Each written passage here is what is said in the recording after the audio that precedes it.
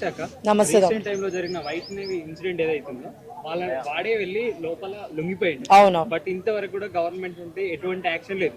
కూర్చోబెట్టి మేపుతున్నారు పందిని మేపినట్టు, అంతే తప్పితే అక్కడ నుండి ఎటువంటి యాక్షన్ లేదు. వాళ్ళ అన్నదమ్ములు ఏమంటారంటే మాకు అప్పచెప్పండి, ఇంకోసారి ఇంకో అమ్మాయి మీద రేప్ అటెంప్ట్ చేయాలంటే ఒక్కొక్కటి కూర్చోబెట్టేటట్టు చేస్తామని చెప్పి వాళ్ళు మాట్లాడుతారు. అక్కడ ఉన్న ఫైర్ గవర్నమెంట్ లోపల లేదు. దీనికి ఏం చెప్తా అనుకుంటున్నా? సో బ్రదర్, నేను ఫస్ట్ ఇది జరిగినప్పుడే ఇన్సిడెంట్ ఆ రోజే మాట్లాడా, దీని గురించి క్వశ్చన్ చేస్తా.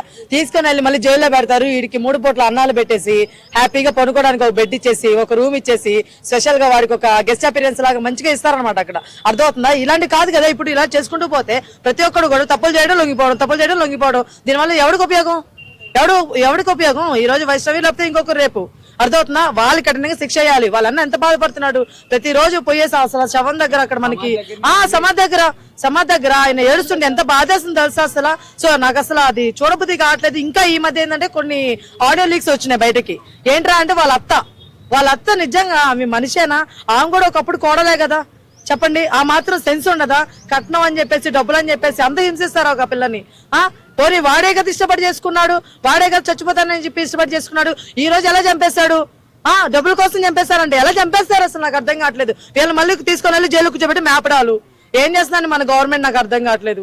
వాళ్ళు కఠిన శిక్ష వేయాలి. వాళ్ళన్న అంటున్నాడు కదా ఒక్క రోజు బయటకు వదిలేయండి అని చెప్పి. సరే, లా అండ్ ఆర్డర్ ఒప్పుకోదు అనుకుందాము, మీరే శిక్షించేయండి. అర్థమవుతుందా? అంతకుముందు ఇద్దరు పిల్లల్ని రేప్ చేసేసిన వాళ్ళు మన చెరువులోనో ఒక దగ్గర నదిలోనో బయటపడ్డారు. అది ఎవరు చంపారనేది ఇంకా దేవుడు తెలియాలా. వాళ్ళే చచ్చిపోయారా, లేకపోతే మన పోలీసులు చంపారా, లేకపోతే అక్కడ చేసిన వాళ్ళు మిగతా వాళ్ళు చంపారా ఏంటనేది. అర్థమవుతుందా? సో నేనేమంటానంటే ఇలాంటివి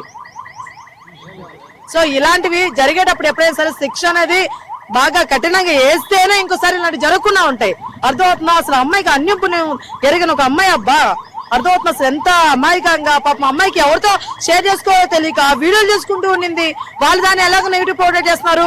ఇప్పుడు నువ్వు వీడియో చేస్తావా, దీన్ని ఇప్పుడు వీడియో చేస్తావా అని చెప్పేసి నెగిటివ్ పోర్ట్రేట్ చేస్తున్నారు. అమ్మాయికి ఎవరు చెప్పుకోవాలో తెలియక న్యాయం జరగట్లేదని చెప్పేసి వీడియోల రూపంలో జనాలకు తెలియజేసింది. అలా అయినా వాడు భయపడతాడు, అలా అయినా వీళ్ళు భయపడతారని చెప్పేసి. కానీ దీన్ని కూడా వాళ్ళు నెగిటివ్ చేసేసారు.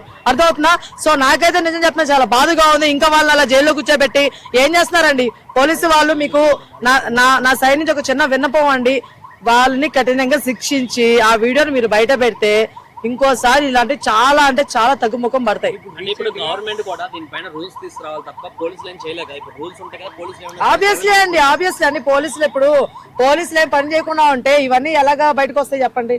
అర్థమవుతుందా? ఇప్పుడు వాళ్ళందరూ ఎలా లొంగిపోతారు, లేకపోతే కొంతమంది పట్టుకుంటున్నారు, అవన్నీ ఎలా వస్తాయి చెప్పండి? కాదు నేను అనేది గవర్నమెంట్ అండి. గవర్నమెంట్ ఏంటంటే ఒక 10 రోజులు 5 రోజులు నడుస్తుందిరా ఈ టాపిక్, తర్వాత వాళ్ళే కామ్గా అయిపోతారు అనుకుంటున్నారు. కానీ ఇలా అవ్వకుండా ఉండాల్సిన బాధ వైష్ణవి వాళ్ళ పేరెంట్స్ దండి. వీళ్ళు కానీ పోరాటం చేస్తూ ఉండాలా, మనం కూడా ఇట్లా మీడియా వాళ్ళందరూ సపోర్ట్ చేస్తూ ఉండాలా. అప్పుడు ఒక్కొక్కడికి భయం అనేది ఉంటది. ఇన్స్టాలో ఒక బయోలో ఒక వీడియో కూడా బయటకు వచ్చింది ఇప్పుడు వైష్ణవి దాంట్లో నుండి. అంటే వాళ్ళ భర్త వరకే ఇంకో అమ్మాయితో ఎఫ్ఐఆర్ పెట్టుకున్నాడు. అవునవునవును. ఆ వీడియో కూడా బయటకు వచ్చింది. ఆ టైంలో వాళ్ళ అన్న వాళ్ళు కూడా బెదిరించారు, నువ్వు అట్లా ఎట్లా చేస్తావు, మేమేమైనా గాజులు దొట్టుకొని ఉన్నామా అని చెప్పి వాళ్ళు వార్నింగ్ ఇవ్వడం కూడా. ఆ వీడియో కూడా బయటకు వచ్చింది. అది అందరూ ఏంటంటే ఏదో కంటెంట్ కోసం చేస్తున్నారేమో అన్న ఫీల్ వెళ్ళిపోయారు. కానీ ఎస్ కాన్సెప్ట్ అనుకున్నారు తప్ప అది కాన్సెప్ట్ కాదు, అది నిజమే. అంటే మనకు ఒక వెబ్సైట్ లో కూడా వచ్చేసింది. సో ఆయనకి ఎఫ్ఐఆర్ ఉందని చెప్పేసి ఎఫ్ఐఆర్ పెట్టుకోవాలనుకున్నాడు, పెళ్ళెందుకు చేసుకున్నాడు, ప్రేమించి నాకు అర్థం కావట్లేదు. చచ్చిపోతానని చెప్పేసి అంత ప్రేమ వాడికి ఉన్నప్పుడు ఎఫ్ఐఆర్ ఎందుకు పెట్టుకుంటున్నారు? అసలు ఈ ప్రేమ పెళ్లిళ్ళ మీద అసలు విరక్తి వస్తుంది బ్రదర్. ఈ మధ్య నిజం చెప్తాను చాలా విరక్తి వస్తుంది. ఇలాంటి న్యూస్లు చూస్తూ ఉంటుంటే అబ్బాయిలైనా యాడ్ పెళ్లి చేసుకుంటారు, అమ్మాయిలైనా యాడ్ పెళ్లి చేసుకుంటారు. అబ్బాయిలనే ఒక్కొక్కలో కుప్పేస్తుంటారు, అమ్మాయిలేమో ఇట్లా చంపేస్తుంటారు. ఎవరెవరు ఎలా పెళ్లి చేసుకుంటారు చెప్పండి? ఇలా చెయ్యొద్దు. ఇంకో విషయం, శనికావేశం అంట. వాడికి నెత్తిన శనికి అట్లా చేశాడు. శనికావేశం ఏంది?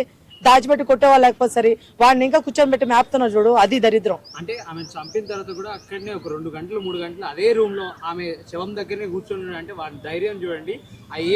వాడు ధైర్యం కాదు, వాడు సైకోయిజం. అర్థమవుతుందా? ధైర్యం అంటారు దాన్ని, సైకోయిజం అంటారు. అలాంటి మెంటల్ నా కొడుకుని కూర్చోబెట్టి మేపకూడదు మనం.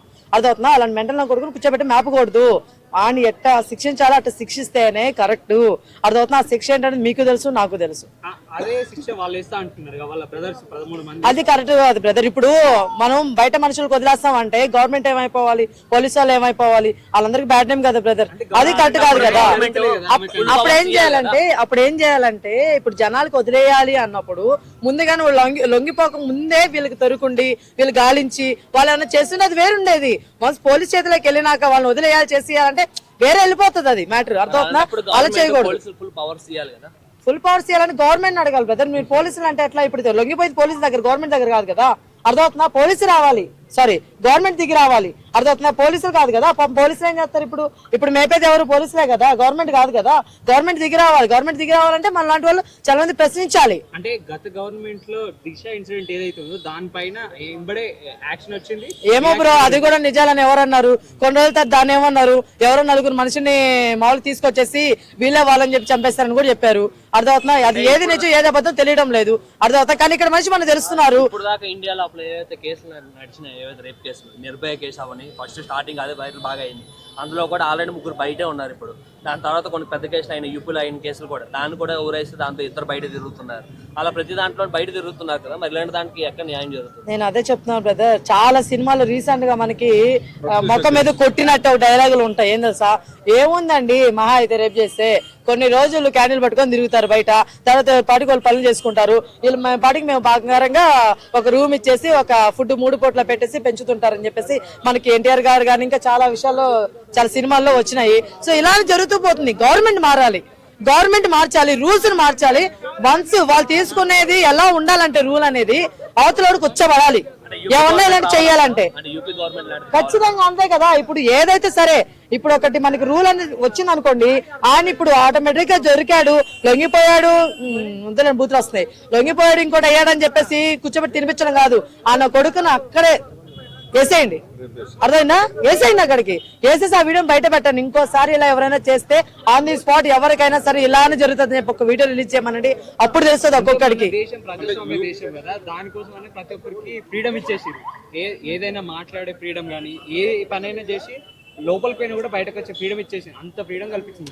రాంగ్ అండి అది. అంటే ఒకప్పుడు ఓకే, కానీ ఇప్పుడు చిన్న చిన్న విషయాల మీద నేను ఇలా చేస్తానండి అని చెప్పేసి లోపలికి వెళ్ళిపోవడం, లొంగిపోవడం వేరు. కానీ ఇప్పుడు దొంగతనం లైక్ ఇలాంటి చిన్న చిన్నవి. అంతేగాని ఒక మనిషి ప్రాణం తీసేసి అది ఫ్రీడమ్ అని చెప్పేసి పోయి లొంగిపోతే దానికి వాళ్ళు సమర్థించుకుంటూ కూర్చోబెట్టి మేపడం అనేది కరెక్ట్ కాదు. సో ఆ రూల్స్ అనేది మారాలని నేను కోరుకుంటున్నాను. సో గవర్నమెంట్ ఒకటే చెప్తున్నాను, ఈ వైష్ణవి అనే అమ్మాయి మీద మీరు ఏదైతే ఇప్పుడు జరుగుతుందో దాన్ని మీరు కఠినంగా శిక్ష వేయాలి అబ్బాయికి అండ్ వాళ్ళ అమ్మకు కూడా. ఎందుకంటే వరకట్నం ఇంకా ఏంటండి వరకట్నం? ఏ రోజుల్లో ఉన్నాం మనం? ఎక్కడున్నా చెప్పండి. ఇంకా కట్నాలు ఏంటి? నాకు అర్థం కావట్లేదు. ఏం వాళ్ళు సంపాదించుకోలేరా? వాళ్ళు బతకలేరా? ఇప్పుడు వాళ్ళ అమ్మ కూడా ఒకప్పుడు కోడలే కదా, మరి ఆమెని ఇట్లానే వేధింపులు కానీ గురి చేస్తుంటే ఎలా ఉండేది చెప్పండి? ఇది ఎంతవరకు కరెక్ట్? సో ఇది ఇక్కడతో ఆగిపోవాలని కోరుకుంటున్నాను. గవర్నమెంట్ కఠినమైన శిక్షలు తీసుకోవాలని కోరుకుంటున్నాను. ఈ వీడియో కనుక మీకు నచ్చినట్లయితే లైక్ చేయండి, షేర్ చేయండి. మరిన్ని వీడియోస్ కోసం మా ఛానల్ని సబ్స్క్రైబ్ చేయండి. మీ అభిప్రాయాలు మాకు కామెంట్స్ రూపంలో చెప్పండి. మరిన్ని వీడియోస్ కోసం మా ఛానల్ని సబ్స్క్రైబ్ చేయండి.